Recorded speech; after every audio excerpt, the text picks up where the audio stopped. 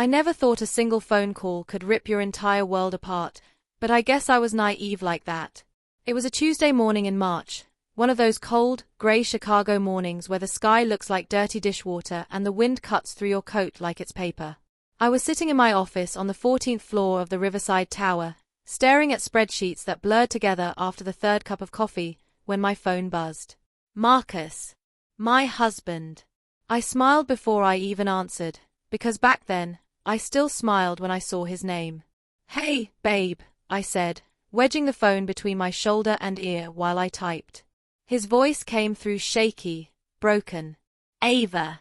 It's Damien. My fingers froze over the keyboard. Damien. Marcus's younger brother. The golden boy. The charmer. The one who could walk into any room and own it within 5 minutes. I'd always liked Damien, loved him, even, in that way you love your husband's family because they're part of the package deal. He was fun, spontaneous, a little reckless maybe, but never in a way that hurt anyone. What about him? I asked, my heart already starting to pound. He's in the hospital. Marcus's voice cracked. Kidney failure, Ava. Stage 5. They said he needs a transplant or he's not going to make it. The room tilted. I gripped the edge of my desk, trying to anchor myself. What? How? He's only 32, Marcus. How does a healthy 32-year-old just? I don't know. They're running tests. Something genetic, maybe. Or an infection that went untreated. Does it even matter? His voice rose, sharp with panic. He's dying, Ava. My little brother is dying. I closed my eyes, and suddenly I wasn't in my office anymore. I was back at our wedding, watching Damien give the best man speech, making everyone laugh until their sides hurt. I was at last year's Thanksgiving, listening to him tell stories about backpacking through Costa Rica, his eyes lit up like a kid's. I was at a dozen Sunday dinners, watching him tease our daughter Sophie, making her giggle so hard she'd snort milk out of her nose. Okay, I whispered. Okay. What do they need? What can we do? They're putting him on the transplant list, but the wait time is, he made a choked sound. Years, Ava. He doesn't have years. He has months. Maybe less. And here's where I want you to stop and think about something. Have you ever loved someone so much that their pain becomes your pain? Have you ever been so woven into a family that their tragedy feels like it's happening to you? Comment below and let me know where you're watching this from, because I need you to understand, I wasn't just Marcus's wife. I wasn't just Sophie's mom. I was part of the Harrison family, and when one of us hurt, we all hurt. And if you're the kind of person who believes in family, who believes in doing whatever it takes to protect the people you love, then you need to hit that subscribe button right now. Because this story, this nightmare I'm about to walk you through, it's going to test everything you think you know about loyalty, about family, about how far you'd go to save someone. And trust me, you're going to want to see how this ends. Check the description box below for more stories just like this one. Stories about betrayal, revenge, and the moment everything changes. I told Marcus I'd meet him at the hospital. I told my assistant to clear my afternoon. I grabbed my coat and my keys, and I drove through that grey Chicago morning with my hands shaking on the wheel, thinking about Damien. Thinking about Marcus. Thinking about Sophie, who adored her uncle more than just about anyone. The hospital smelled like antiseptic and fear.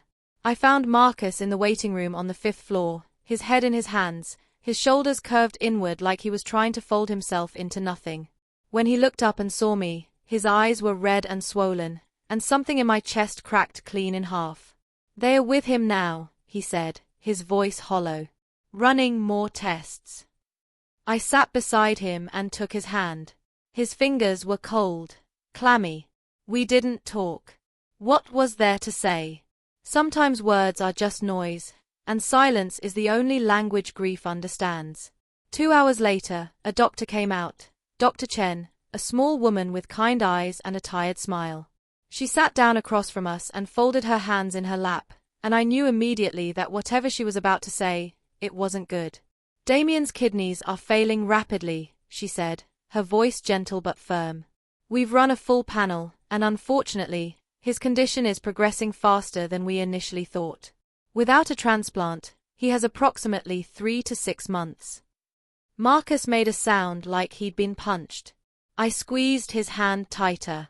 What about the transplant list? I asked. Dr. Chen's expression softened with something that looked like pity. The average wait time for a kidney in Illinois is 3 to 5 years.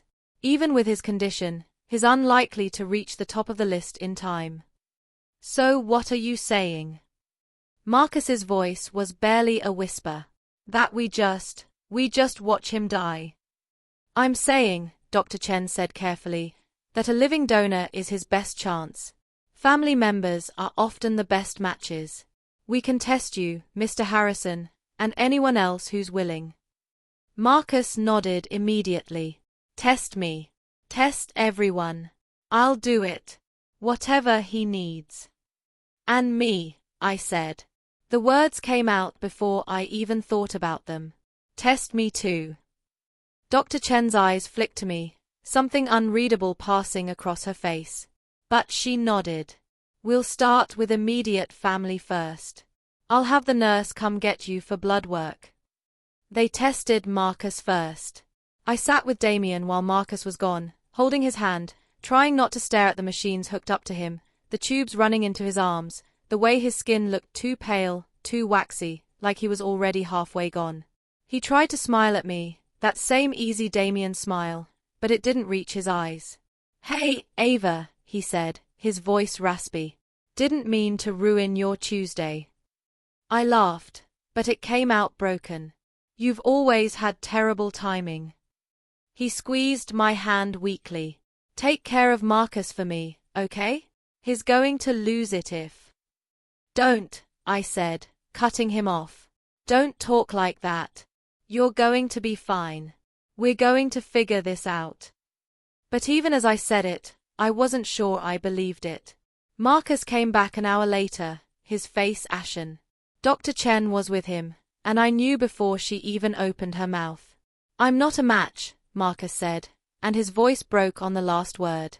I'm not a fucking match. I felt like the floor had dropped out from under me. How was that possible? They were brothers. They shared the same parents, the same blood. Sometimes siblings aren't compatible, Dr. Chen said gently. It's more common than people think. But we have other options. We can test extended family, close friends. Test me, I said again, louder this time. Marcus turned to look at me, his eyes wide and desperate and so full of hope it hurt. Ava! Test me, I repeated.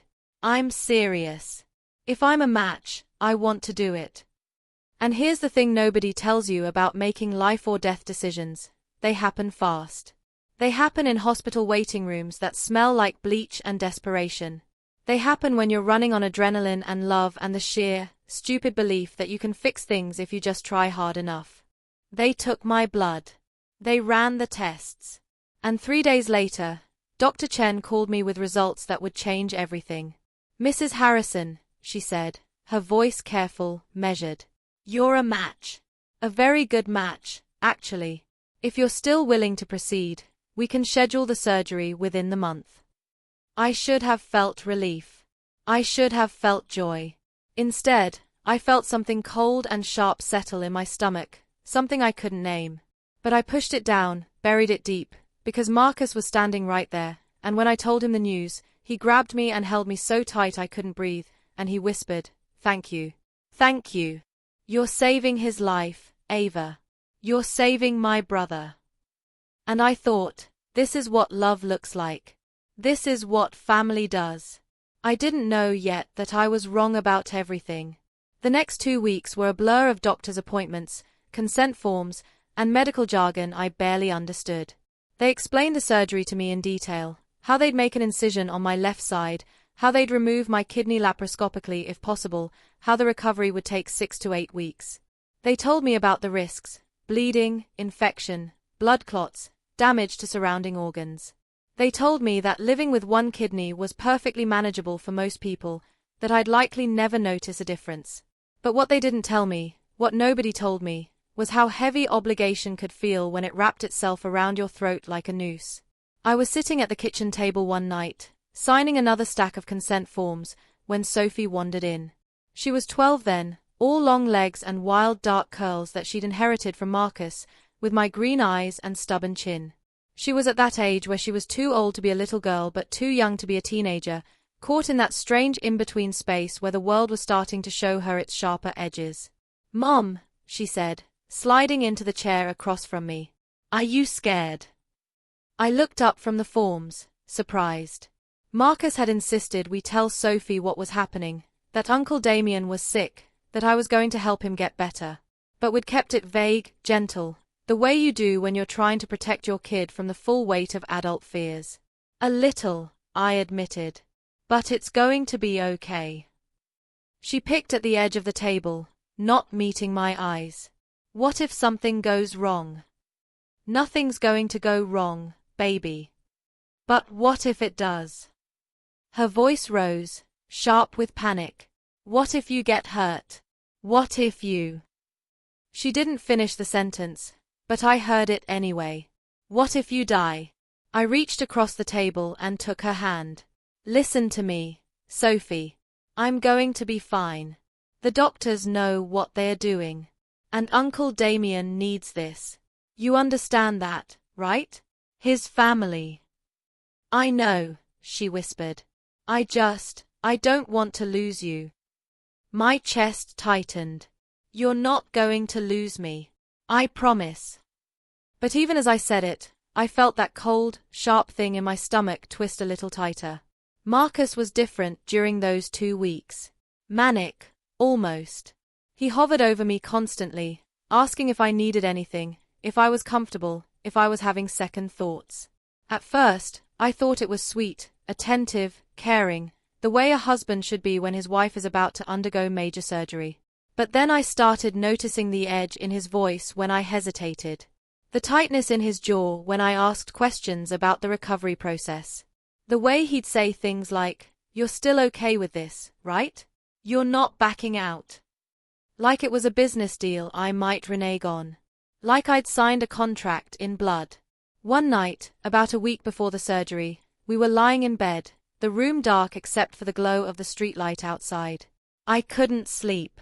My mind was spinning with worst-case scenarios, with images of surgical tables and anesthesia, and waking up with a piece of myself missing.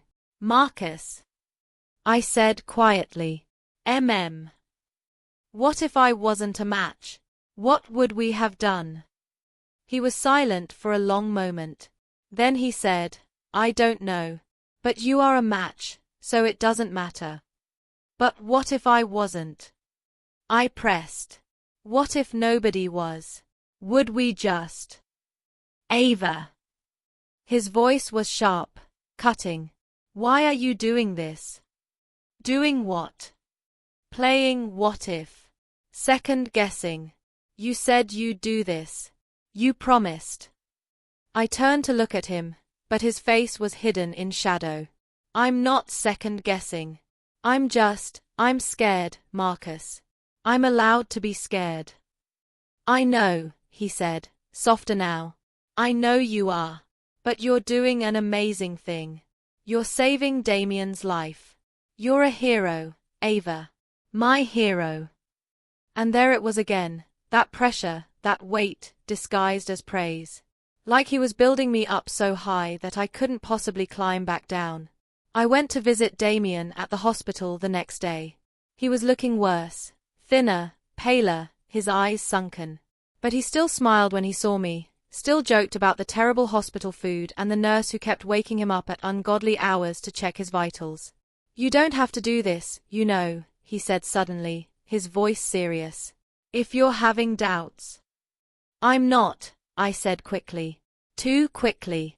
He studied me, and I saw something flicker in his eyes. Doubt, maybe, or guilt. "Ava, listen. I know Marcus is putting a lot of pressure on you. I know how he gets when he wants something. If you don't want to." "I want to," I insisted. "I do. Your family, Damien. I love you. I'm not going to let you die if I can help it. He reached out and squeezed my hand. You're too good for us, you know that. I laughed, but it felt hollow. Someone's gotta keep you Harrison boys in line. But as I drove home that day, his words kept echoing in my head. Asterisk, I know how he gets when he wants something. Asterisk. What did that mean?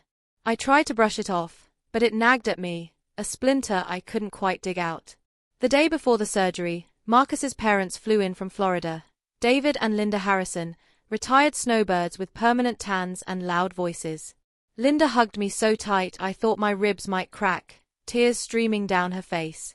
Thank you, she kept saying, over and over. Thank you for saving our boy. You're an angel, Ava. An absolute angel. David shook my hand, his grip firm, his eyes red-rimmed. We'll never forget this. Never.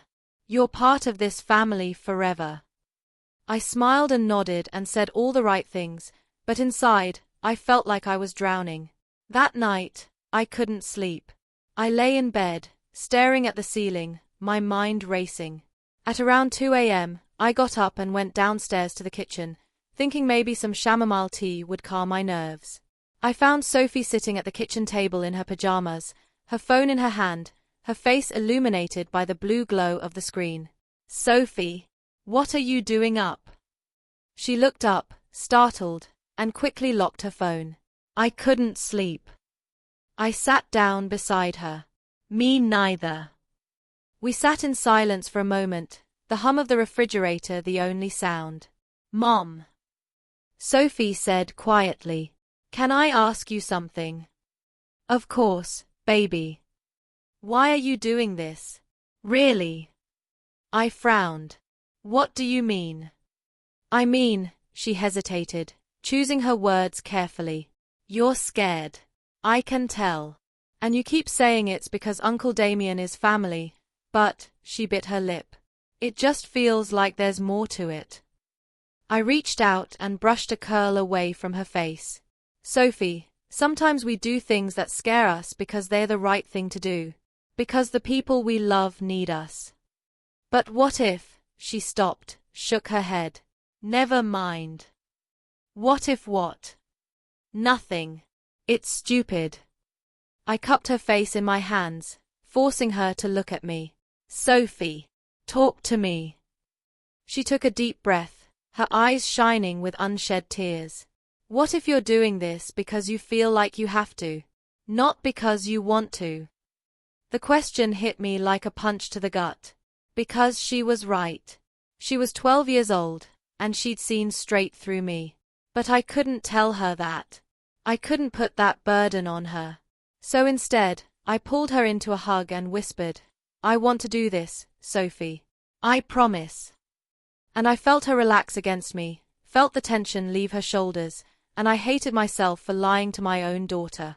If you've ever been in a position where you felt trapped by your own kindness, where you felt like saying no would make you the villain, drop a comment below. Because that's where I was. That's the cage I'd built for myself, brick by brick, smile by smile, until I couldn't see the way out anymore. And if you're wondering how much worse this could possibly get, trust me, you need to keep watching. Subscribe if you haven't already, and check the description box for more stories like this one. Because this is just the beginning. The morning of the surgery arrived with a false sense of calm, the kind of eerie quiet that settles over everything right before a storm. I woke up at 5 a.m., even though we didn't have to be at the hospital until 7. Marcus was already awake, sitting on the edge of the bed, his head in his hands. When he heard me stirring, he turned and gave me a smile that didn't quite reach his eyes. Ready? He asked. I nodded, even though I wasn't. Even though every cell in my body was screaming at me to run. We weren't allowed to eat or drink anything before the surgery, so I just showered and dressed in comfortable clothes, sweatpants, a loose t-shirt, slip-on shoes. I caught my reflection in the bathroom mirror and barely recognized myself. I looked pale, drawn, my eyes shadowed with exhaustion and something else I couldn't name. Sophie insisted on coming to the hospital, even though Marcus and I had initially told her she should stay home with my sister, Claire. But she'd put her foot down, stubborn as ever, and we'd relented. Now she sat in the back seat during the drive, silent and pale, her fingers wrapped around her phone like it was a lifeline. The hospital was quiet at this hour, the hallways nearly empty except for a few nurses doing shift changes. We checked in at the surgical center, and a nurse named Brenda, middle-aged, kind-faced, with laugh lines around her eyes, led me back to the pre-op area. She handed me a gown and told me to change, then left me alone in a small curtained-off space. I sat on the edge of the bed, the gown clutched in my hands, and I froze. This was real. This was happening. In less than 2 hours, they were going to cut me open and take a piece of me and give it to someone else, and there was no going back from that. No undo button. No second chances. A soft knock on the curtain startled me. "Mrs. Harrison? Can I come in?" It was Dr. Chen. I quickly pulled on the gown and told her yes. She stepped inside, her expression calm and professional. "How are you feeling?" "Terrified," I admitted. She smiled gently. "That's completely normal. What you're doing is incredibly brave. But I need to ask you one more time. Are you absolutely certain you want to go through with this? You can change your mind at any point, even now. Nobody will judge you." I opened my mouth to say yes, of course, I'm certain. But the words stuck in my throat. "Mrs. Harrison." I closed my eyes, trying to steady my breathing. "Can I ask you something?" "Of course."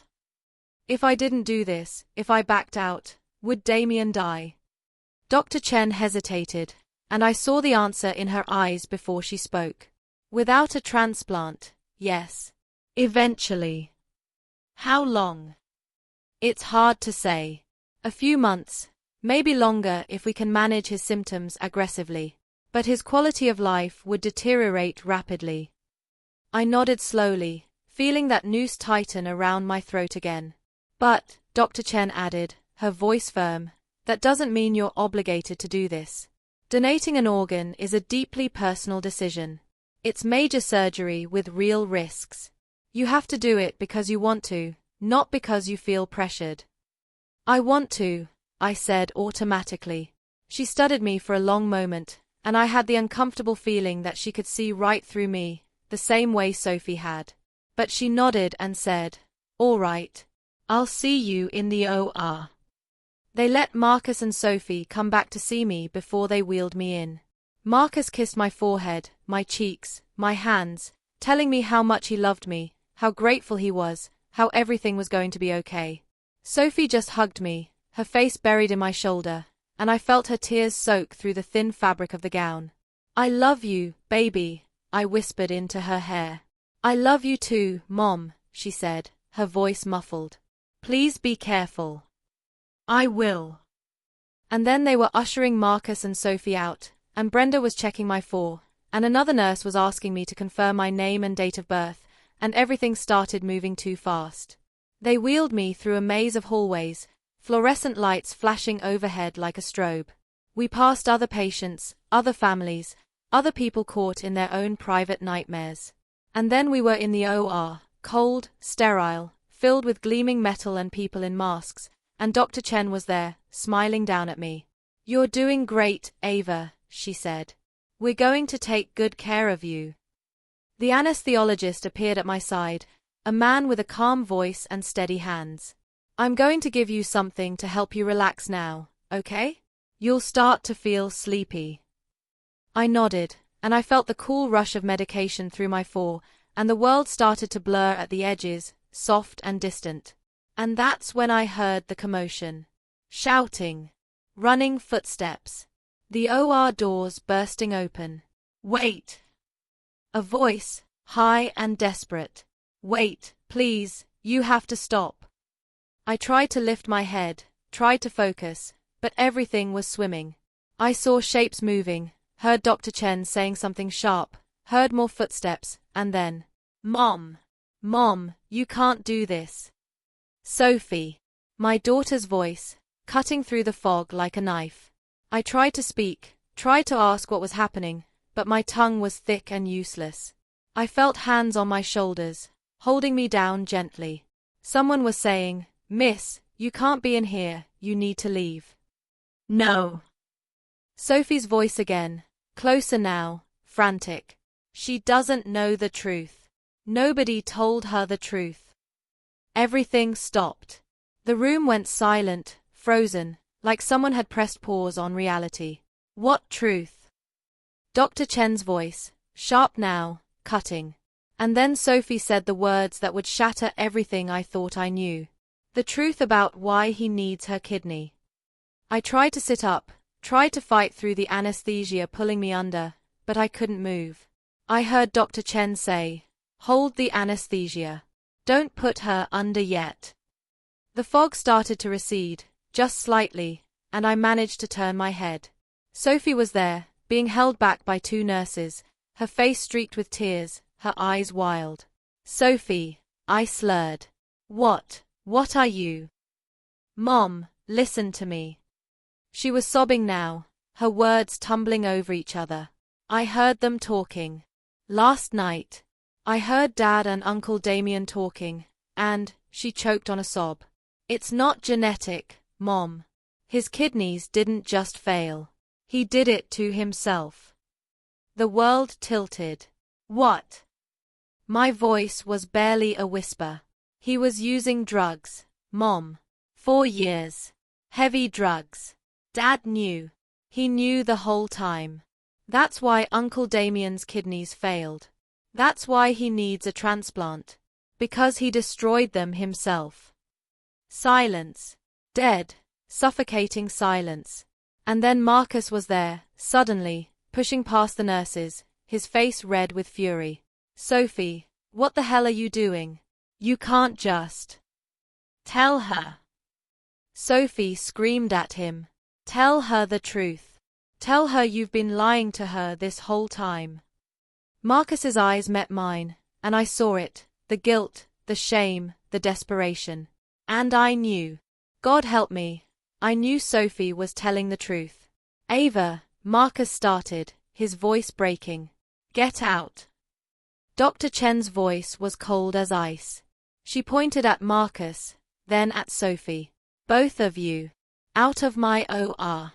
Now." "Dr. Chen, please, just let me explain." I said out. Security appeared out of nowhere, escorting Marcus and Sophie out of the room. I heard Sophie crying, heard Marcus shouting something I couldn't make out, and then the doors swung shut, and it was just me and the surgical team and the horrible, suffocating truth settling over everything like ash. Dr. Chen leaned over me, her face swimming in and out of focus. "Mrs. Harrison. Ava. Do you want to proceed with the surgery?" I stared up at her, my mind reeling, my heart hammering so hard I thought it might burst out of my chest. Drugs.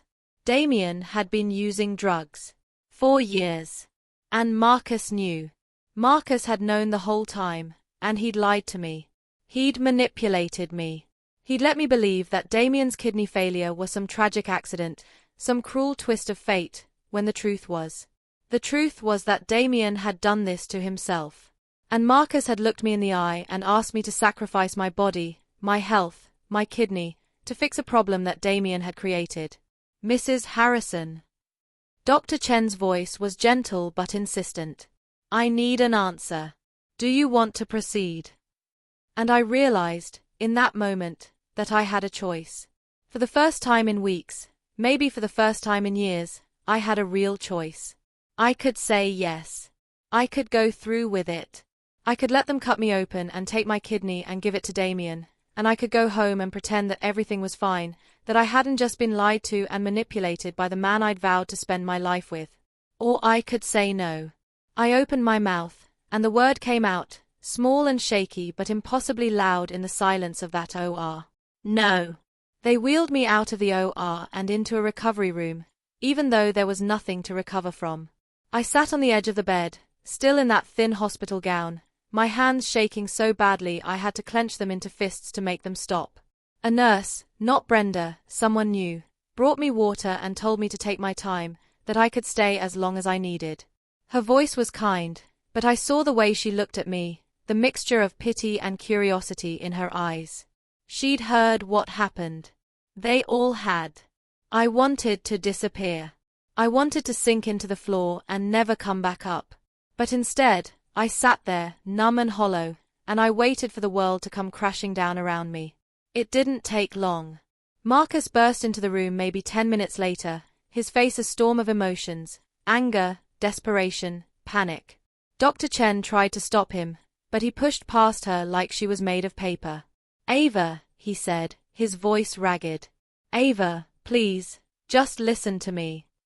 Get out." My voice was flat, dead. "I can explain. I swear to God, I can explain."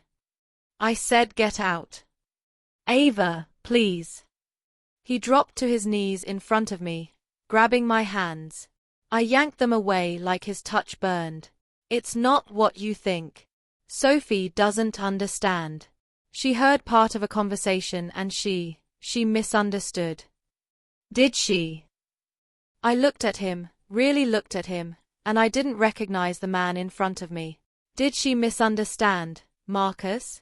Or did she finally tell me the truth that you've been hiding from me for weeks?" He flinched like I'd slapped him. "I was trying to protect you." "Protect me?" A laugh bubbled up from somewhere deep in my chest, bitter and sharp. "You were trying to protect me by lying to me, by manipulating me into giving up my kidney for your brother who destroyed his own through drugs. It's more complicated than that." "Then explain it to me." I leaned forward, my voice shaking with rage. "Explain to me how this is complicated, Marcus. Explain to me how you looked me in the eye every single day for the past 2 weeks and lied to me. Explain to me how you let me believe that Damien's kidney failure was some tragic accident when you knew that he'd done it to himself." Marcus's face crumpled. "He's my brother, Ava. He's my little brother. What was I supposed to do? Let him die? You were supposed to tell me the truth." I was shouting now, my voice echoing off the sterile walls. "You were supposed to give me a choice. A real choice, Marcus, not one built on lies and manipulation." "I didn't," he stopped, his jaw working. "I didn't manipulate you." "Yes, you did." My voice dropped to a whisper, and somehow that was worse than the shouting. "You played on my love for you. You played on my sense of obligation. You made me feel like I had to do this, like I'd be the villain if I didn't. You told me I was a hero. You told me I was saving his life. But you never told me that the reason his life needed saving was because of his own choices. He made mistakes, Ava. People make mistakes. Does that mean he deserves to die?" "No." I looked him dead in the eye. "But it means I deserve to know the truth before I agreed to major surgery." The silence that followed was deafening. "Mrs. Harrison." Dr. Chen appeared in the doorway, her expression hard. "I'm going to have to ask Mr. Harrison to leave. You need rest, and this conversation isn't helping." Marcus stood slowly, his face ashen. "Ava, please, don't do this. Don't throw away everything we have because. Get out." He opened his mouth like he was going to argue, but something in my expression must have stopped him. He turned and walked out of the room, his shoulders slumped, and I didn't feel even a flicker of sympathy. Dr. Chen sat down beside me, her voice gentle. "Are you okay?" "No," I said honestly. "I'm really not." "Do you want me to call someone? A friend, a family member?" I thought about it. I thought about calling my sister Claire, or my best friend Jen, or my mother. But the idea of explaining what had just happened, of saying the words out loud, made me feel sick. "I just want to go home," I whispered. She nodded. "I'll have someone bring your clothes. Take all the time you need." But I didn't need time. I needed to get out of this hospital, out of this building that smelled like betrayal and broken promises. I changed back into my sweatpants and t-shirt, my hands still shaking. When I stepped out into the hallway, I found Sophie sitting on a plastic chair, her knees pulled up to her chest, her face streaked with tears. When she saw me, she jumped up and ran to me, throwing her arms around my waist. "Mom, I'm sorry," she sobbed. "I'm so sorry. I didn't know what else to do. I heard them talking and I couldn't let you do it without knowing. I couldn't." I held her tight, burying my face in her hair. "You have nothing to apologize for, baby. You did the right thing. You saved me." "Dad's so mad at me," she whispered. "He said I ruined everything." Rage, white-hot and blinding, surged through me. "He has no right to be mad at you. None. You hear me? This isn't your fault." She nodded against my chest, and I felt her tears soak through my shirt. We took an Uber home. I couldn't bear the thought of sitting in a car with Marcus, breathing the same air. The ride was silent except for Sophie's occasional sniffles. When we pulled up to the house, I saw Marcus's car in the driveway, and my stomach twisted. He was sitting at the kitchen table when we walked in, his head in his hands. He looked up when he heard us, and his eyes were red-rimmed and desperate. "Ava! Don't!" I held up a hand. "Just don't. We need to talk about this." "There's nothing to talk about." "Yes, there is." He stood up, his voice rising. You can't just walk away from this. From us. From our family." "Our family?" I laughed, and it sounded unhinged even to my own ears. "You want to talk about family, Marcus? You lied to me. You manipulated me. You were willing to let me go under the knife without telling me the truth. That's not family. I don't even know what that is. I was trying to save my brother's life." "And what about mine?" My voice cracked. "What about my life, Marcus? Did you even think about what you were asking me to do? Did you think about the risks? The recovery? The fact that I'd be living with one kidney for the rest of my life because your brother couldn't stay away from drugs?" Marcus's face went pale. It's not that simple." "Then make it simple." I crossed my arms, my whole body trembling. "Tell me the truth. All of it. Right now." He sank back into the chair, his hands shaking. For a long moment, he didn't speak, and I thought maybe he wouldn't. Maybe he'd keep lying, keep deflecting, keep protecting his brother over me. But then he started talking, and I wished he hadn't. "Damien started using about 5 years ago," Marcus said, his voice hollow. "Pills at first. Painkillers.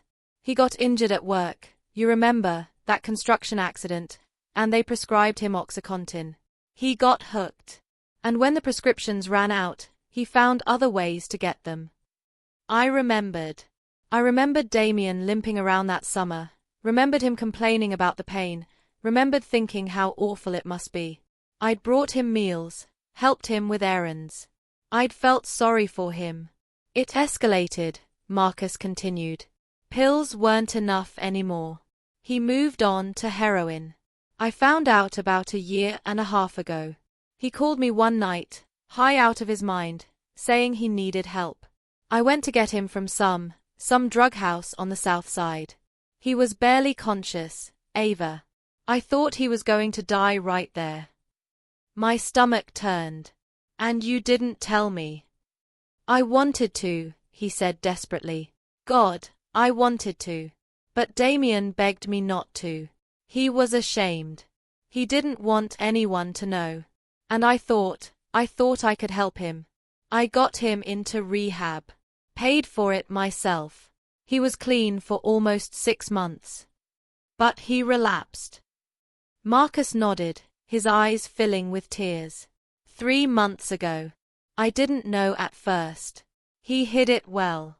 But then he started getting sick. Really sick. And when he finally went to the doctor, they told him his kidneys were shutting down. That the drugs they'd destroyed them. I felt like I was going to be sick. "So you knew. This entire time, you knew that his kidney failure wasn't genetic or some random disease. You knew he'd done it to himself." "Yes." And you didn't tell me. I couldn't. His voice broke. I couldn't tell you, Ava. Because I knew you wouldn't do it if you knew the truth. And he's going to die without a transplant. My little brother is going to die, and I couldn't let that happen. I couldn't. The room spun. I gripped the edge of the counter to steady myself. So you lied. You let me believe it was something beyond his control. You let me walk into that hospital thinking I was saving an innocent person. He is innocent. Marcus stood up, his voice rising again. He's sick, Ava. Addiction is a disease. He didn't choose this. He didn't want this to happen. But he made choices, I shot back. He chose to keep using. He chose drugs over his health, over his family, over everything. And you chose to hide that from me. Because I knew you'd react like this. Marcus threw his hands up. I knew you'd judge him. I knew you'd say he didn't deserve your help. That's not fair. Isn't it? He stepped closer, his eyes flashing. Be honest, Ava. If I'd told you the truth from the beginning, would you have agreed to donate your kidney? The question hung in the air between us, heavy and suffocating. And here's the thing, I didn't know. I genuinely didn't know what I would have done if Marcus had been honest from the start. Maybe I would have still said yes. Maybe my love for Damien, for the family I'd married into, would have been stronger than my anger at his choices. But I'd never know now. Because Marcus had taken that choice away from me. It doesn't matter what I would have done, I said finally. What matters is that you didn't give me the option. You lied to me, Marcus. You manipulated me. You treated me like I was a resource to be used instead of a person with agency. That's not what That's exactly what you did. My voice was steady now, cold. You saw me as a means to an end. A way to save Damien. And you were willing to sacrifice my body, my health, my trust, to get what you wanted. Marcus's face crumpled. He reached for me, but I stepped back. Don't touch me. Ava, please. I love you. I'm sorry. I'm so sorry. I was desperate, and I made a mistake, but I swear I never meant to hurt you. But you did. Tears were streaming down my face now, hot and angry. You hurt me, Marcus. You betrayed me. And I don't know if I can forgive that. The silence that followed was broken only by Sophie's quiet crying from the hallway. She'd been listening the whole time, and my heart shattered all over again knowing she'd heard everything. Marcus looked at me, and I saw the exact moment he realized he'd lost. His shoulders sagged, his face going slack, and he nodded slowly. What do you want me to do? He asked quietly. I want you to leave. Ava. I want you to pack a bag and leave. Tonight. I need space. I need time to think. And I can't do that with you here. He looked like I'd physically struck him. You're kicking me out. I'm asking you to give me space. My voice softened slightly, just slightly. Please, Marcus. If you have any respect for me left, any love, you'll do this. For a moment, I thought he'd argue. I thought he'd fight, push back, refuse to go. But he just nodded, his face a mask of grief, and walked upstairs. I heard him moving around in our bedroom, opening drawers, zipping a bag. Sophie came into the kitchen and wrapped her arms around me, and we stood there, holding each other, while the life I'd built over the past 15 years came apart at the seams. Marcus came back down 20 minutes later with a duffel bag slung over his shoulder. He stopped in the doorway, looking at me like he was memorizing my face. I love you, he said. I know you don't believe me right now, but I do. I love you more than anything. I didn't answer. Couldn't answer. He looked at why Sophie, you called, his face twisting with pain. To make me feel guilty? To try to convince me to change my mind? Her voice small but firm.